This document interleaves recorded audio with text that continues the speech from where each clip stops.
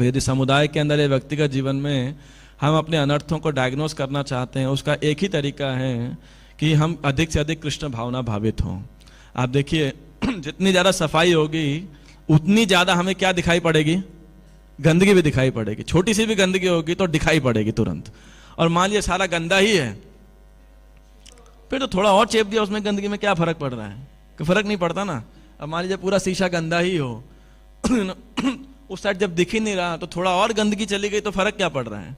लेकिन शीशा पूरा साफ हो तो उसमें छोटा सा भी अगर कहीं पे दिक्कत होगी तो तुरंत नजर में आएगी। इसीलिए ऐसे ही हमारे जीवन के अंदर जो अनर्थ हैं आध्यात्मिक जीवन में आने वाले, उसको पहचानने के लिए सबसे महत्वपूर्ण चीज क्या है, हमारे जीवन में कृष्ण तत्व को हम बढ़ाएं, है ना। जब तक कृष्ण तत्व को नहीं बढ़ाएंगे मन यही कहेगा जो मैं सोच रहा हूं यही ठीक है, वही जस्टिफिकेशन देगा, है ना। लेकिन जब कृष्ण भावना भावित हम रहते हैं तो हमें पता लगता है कि नहीं नहीं, वास्तविकता मेरा मन मुझे क्या कर रहा है, चीटिंग कर रहा है, धोखा दे रहा है। मुझे गुरु साधु शास्त्र की बातें विश्वास करना चाहिए, अपने मन या बुद्धि के पे ज्यादा विश्वास नहीं करना चाहिए। क्योंकि भगवान कृष्ण ही केवल ऐसे वत्सासुर नामक असुर को मार सकते हैं, ऐसी मानसिकता को खत्म कर सकते हैं। तो जितना अधिक हम कृष्णा कॉन्शियस होंगे या कृष्णा कॉन्शियस होने का प्रयास करेंगे, उतना अधिक भगवान हमें क्या रिवील करेंगे कि भैया अभी कृष्ण भावना भावित नहीं हो, अभी आपके अंदर अनर्थ है। इसीलिए जो एक भक्त है वो असली वॉरियर होता है, क्योंकि वो अपने हृदय के शत्रुओं से लड़ता है। तो हमारी एक लड़ाई तो है प्रचार करना, बाहर जाके पुस्तकें बांटना, लोगों को भक्त बनाना।